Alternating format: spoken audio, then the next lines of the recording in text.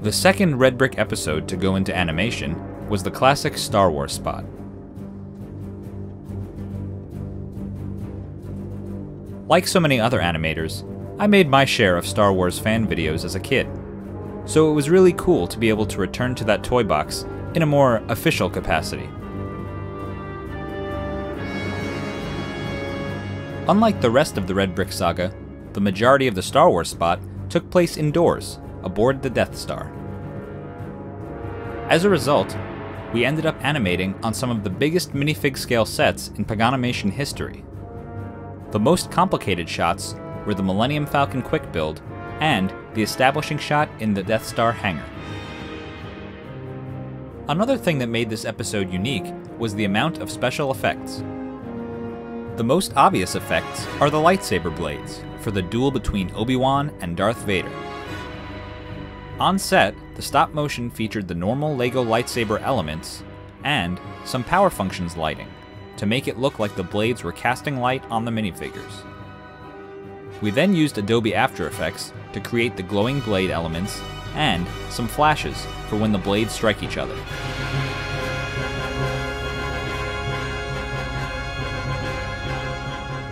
Some After Effects attention was also required for the reaction shot of Obi-Wan, Luke, and company. For Obi-Wan, this involved digitally erasing the eyes of his minifigure and creating new ones, as well as a new mouth. We then tracked this replacement face so that it matched the stop motion. For the rest of the Rebel crew, there were a few elements used.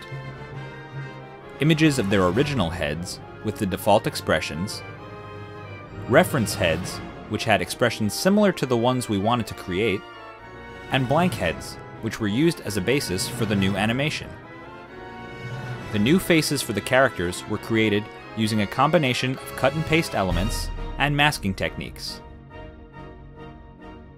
One post-production task we weren't expecting was in Darth Vader's recovery shot, when he sits up after getting hit by the red brick. Minifigures are less than 2 inches tall, and since we were shooting a close-up of a character dressed completely in black, we had some difficulties with dust and fingerprints showing up on screen. Darth Vader's been giving us some trouble on this shoot, so I had to go into full-on doctor mode. It's okay, I'm a doctor. Mostly we just wanted to get rid of the fact that he had a ton of dust on his head because his helmet's kind of a weird plastic.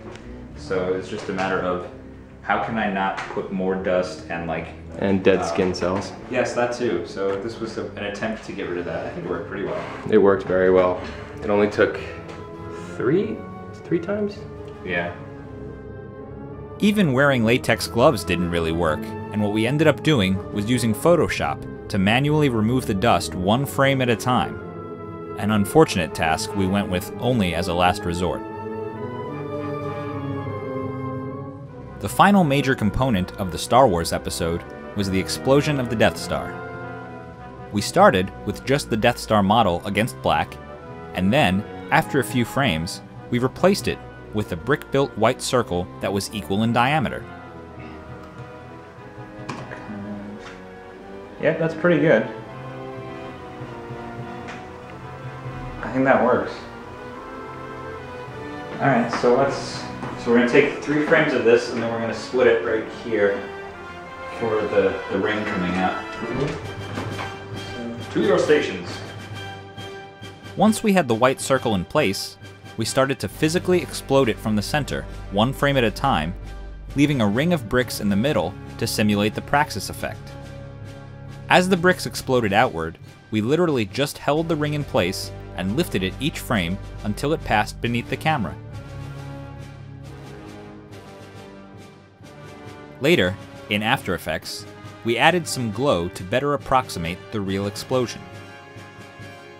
And since it's a shame to let any animation work go to waste, we actually ended up converting the unused confetti from Harry Potter into a smaller explosion, which we placed behind the stop-motion footage.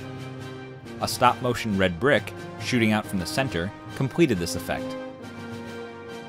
Okay, I believe we are done with the red brick. When working on animated shorts like these, with so many different elements, sets, characters, and effects, It's important for us to be able to keep track of the progress on each shot, as well as on the project as a whole, so that we always know what we're working on next. So we've been tracking all the shots and how they're set up in this spreadsheet here. We've got a list of sort of where the light setup is, what the camera setup is, in terms of where the camera is, what lenses, and the lights in terms of what brightness, gels, colors, direction, that sort of thing.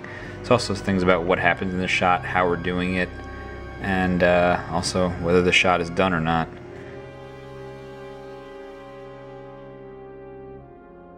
With 2 months of work behind us, and 1 month left to meet our deadline, the Force was with us as we wrapped production on the second Red Brick episode.